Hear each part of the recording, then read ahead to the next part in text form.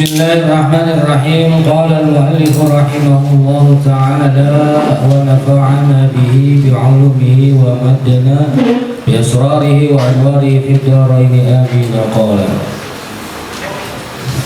masih melanjutkan pada pertemuan sebelumnya. Wasa mana?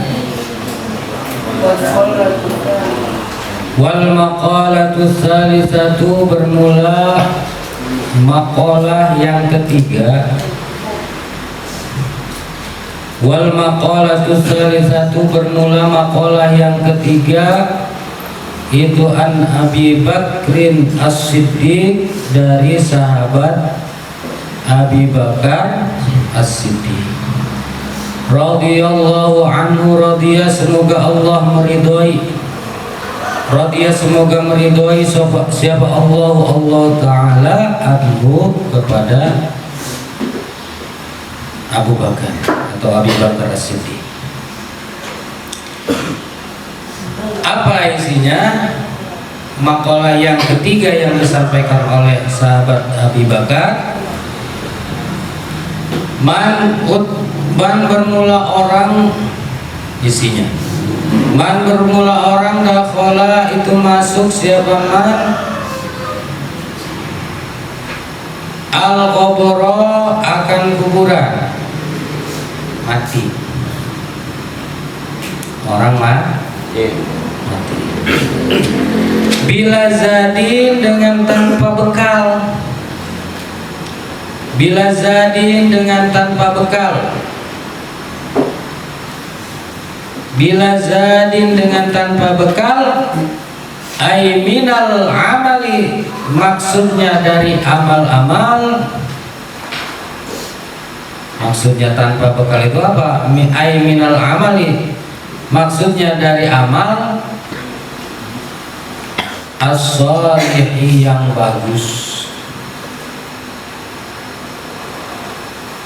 As-shalihi, yang bagus. Faka'annama, maka seperti faka'annama raqibal bahri, maka seperti orang yang mengarungi laut. Mengarungi, kok mengarungi sih? Laut dikarungin. Seperti orang yang menyeberangi laut atau berenang, atau orang yang berenang di laut atau mengarungi, atau terserah. Bila safinatin, dengan tanpa perahu.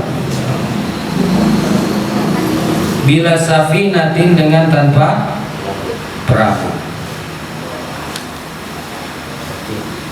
Aifayugriku, maka bakal tenggelam. Siapa man, maka bakal tenggelam siapa man ghorqan, kelawan tenggelam. Ghorqan, dengan tenggelam. La kholaso, yang tidak selamat.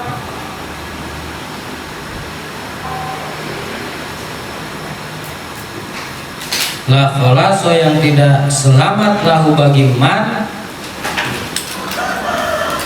illa biman, kecuali kepada orang, illa biman, kecuali kepada orang, yungkiruhu, yang bisa menyelamatkan kepada man. Yungkiruhu, yang bisa menyelamatkan kepada man. Man yang pertama, dan man yang pertama diselamatkan kepada man yang kedua. Kama qala, sebagaimana bersabda siapa Nabi Muhammad sallallahu alaihi wasallam, mal mayyitu, bermula tidak ada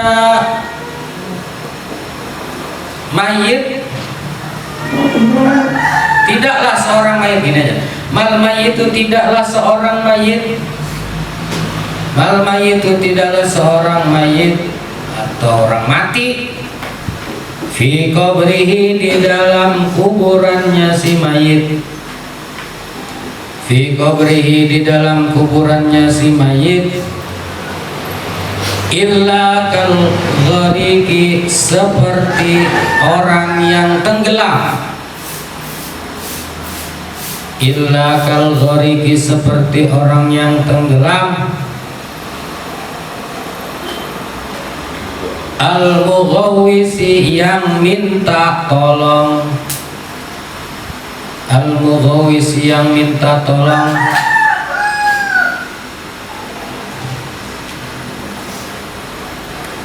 Ai at-talibu maksudnya mencari siapa mayit.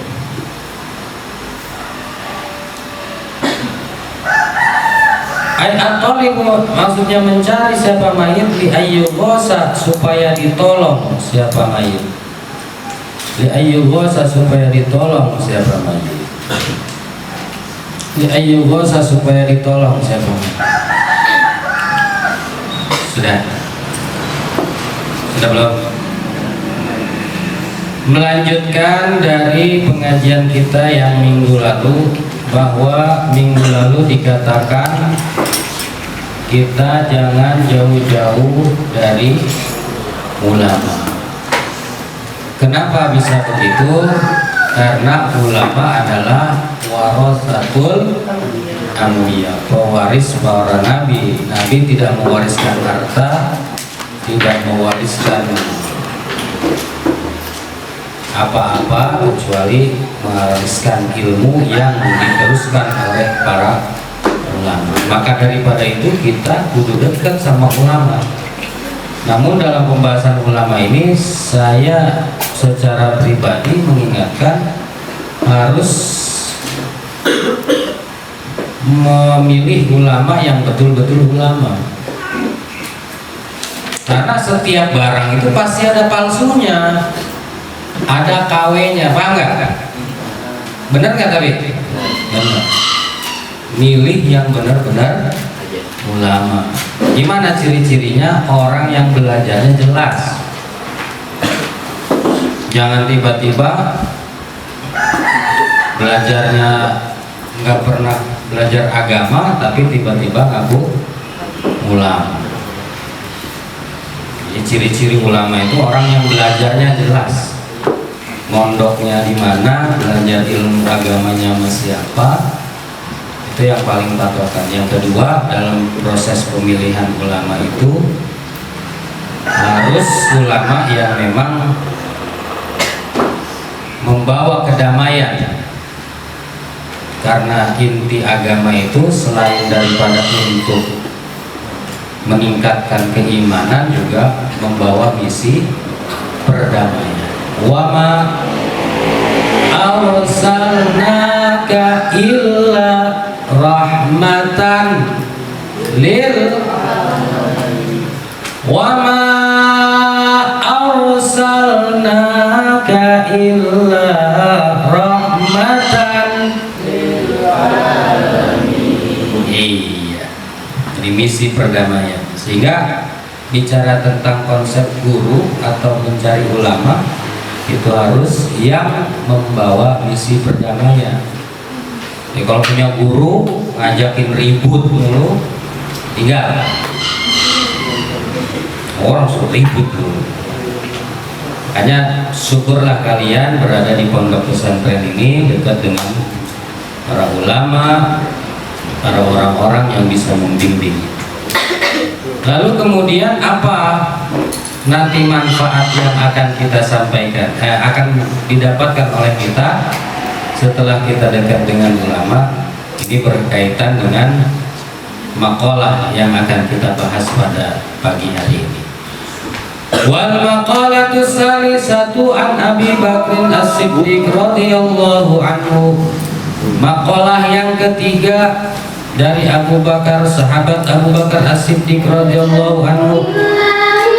Man dakhalal qabra bila zadin, barang siapa yang masuk kuburan mati terus masuk bila zadin dengan tanpa bekal, ay minal amalis sholih, itu dari amal soleh. Bekalnya apa? Amal soleh. Faka'anna maraqibal bahra bila safinatin, itu orang seperti mengarungi lautan, orang yang berenang di laut, seperti orang yang berenang di laut atau mengarungi lautan, menyeberangi lautan bila safinatin dengan tanpa perahu. Bagaimana kondisinya? Maka fayung roku korkon, pasti dia akan tenggelam. Selamat gak? Nggak selamat. Berarti apa yang mesti kita perbuat? Zadin, yaitu adalah bekal. Apa bekal itu? Amal soleh. Apa diantara ciri-ciri amal soleh? Ciri-ciri amal soleh kalau di pondok berarti mentaati peraturan. Wayahnya ngaji-ngaji, jangan tidur, pakai peci yang bener, jangan kelihatan rambutnya kalau lagi ngaji. Begini, buka ini biar ilmunya masuk, jangan dihalangi sama rambut. Di antara amal soleh, maka menyesuaikan sesuatu pada tempatnya. Wayahnya ngaji, sholat. Jangan sholat pura-pura sakit, kecuali ketancep paku, nggak apa-apa misalkan. Tapi ya kudu sholat. Misalkan karena ketancep paku, nggak meriang, nggak ngapa, nggak sekolah, sakit kan. Dia sudah habis atau dicabut nyawanya. Kalau kita dekat dengan ulama, tentu kita bisa mempersiapkan bekal. Bekal buat apa? Bekal buat kematian. Di antaranya adalah al-amalus sholih. Kalau dalam Al-Quran dikatakan wa tazawwadu fa inna khairaz wa tazawwadu. Iya kan, begitu kan? Wa tazawwadu fa inna khairaz zadi taqwa wattaquni ya ulil albab.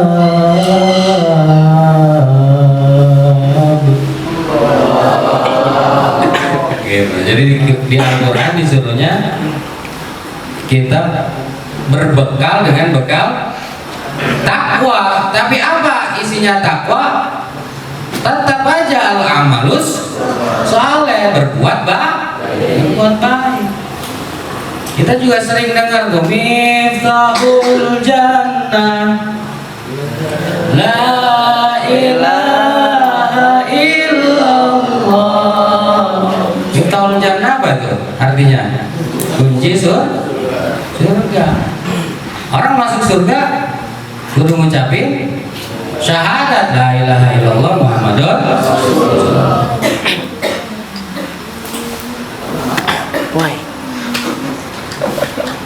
Senggol bu. Tapi kalau kita punya kuncinya doang, kagak nemu pintunya, apa yang mau dibuka? Karena surga kan punya pintu, ya kan? Ada kunci, pasti ada gembok. Iya. Bukan pintu. Nah di pintu itu pasti ada gembok atau anakan kunci. Ada kunci, ada anakan kunci atau gembok. Kamu punya kuncinya doang, nggak tahu gemboknya, bisa buka nggak? Nggak bisa. Nah apa gemboknya?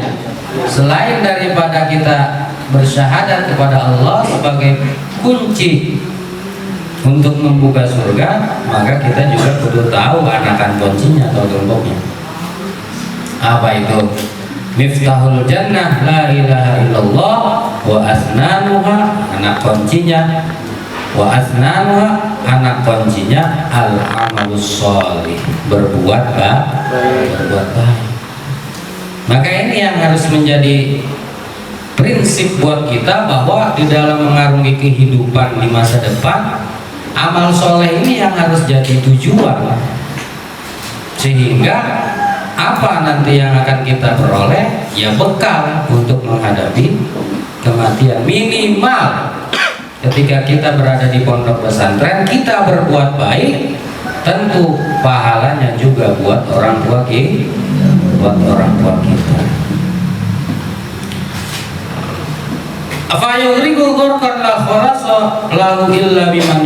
Maka dia pasti akan tenggelam, yang tidak akan bisa selamat kecuali ada orang yang menyelamatkan. Kama qala Rasulullah sallallahu alaihi wasallam, sebagaimana yang telah disampaikan dalam sabdanya Rasulullah sallallahu alaihi wasallam, mal mayyitu fil qabri illa kal ghariqil mughawis. Mayit itu ketika berada di kuburan sama saja seperti orang yang tenggelam, yang minta pertolongan. Al-mughawis, yang minta pertolongan. Ay talib alla yughasa, ay talibi ay yughasa, itu mencari orang yang minta untuk dia ditolong. Nah, artinya pada kesempatan kali ini ada dua kesimpulan. Kesimpulan yang pertama, orang tua harus punya bekal untuk kematian. Itu kesimpulan yang pertama. Yang kedua, apa bekal kematian itu? Adalah amal soleh. Yang ketiga, ini yang paling penting, seperti dijelaskan di kitab ini, berarti seorang yang mati itu minta pertolongan. Di mana tuh fayudriku qorqan la khalasalahu illa biman yanjilu, minta pertolongan kepada siapa? Tentunya kepada anak-anak yang soleh. Hadisnya gimana? Yang Ibnu Adam, tidaklah seorang Ibnu Adam yang mati akan habis amalnya kecuali tiga. Yang pertama sedekah, yang kedua ilmu, yang ketiga soleh, anak soleh yang mendoakan. Kesimpulannya, selain kita mempersiapkan bekal amal soleh, yang kedua kita mempersiapkan bekal dengan menjadikan anak-anak kita menjadi anak-anak yang soleh. Orang tua kamu sudah termasuk orang yang menjadikan anak-anak yang soleh, yang bisa mendoakan kedua orang tua. Tentunya kita berharap mudah-mudahan Allah selalu menuntun kita dalam melakukan kebaikan yang belum baik di pondok pesantren bisa jadi lebih baik lagi. Yang sering melanggar, semoga Allah lembutkan hatinya sehingga tidak melanggar lagi. Rajin, semoga Allah sakit, semoga Allah sehatkan. Kita semoga selalu diberikan kelancaran dalam segala urusan dan diberikan keberkahan dalam segala kehidupan. Al-Fatihah. A'udzubillahiminasyaitonirrajim. Bismillahirrahmanirrahim. Alhamdulillahi rabbil alamin. Arrahmanirrahim. Maliki yaumiddin. Iyyaka na'budu wa iyyaka nasta'in. Ihdinas siratal mustaqim. Siratal ladzina an'amta 'alaihim ghairil maghdubi 'alaihim waladdallin. Amin. Astagfirullahaladzim.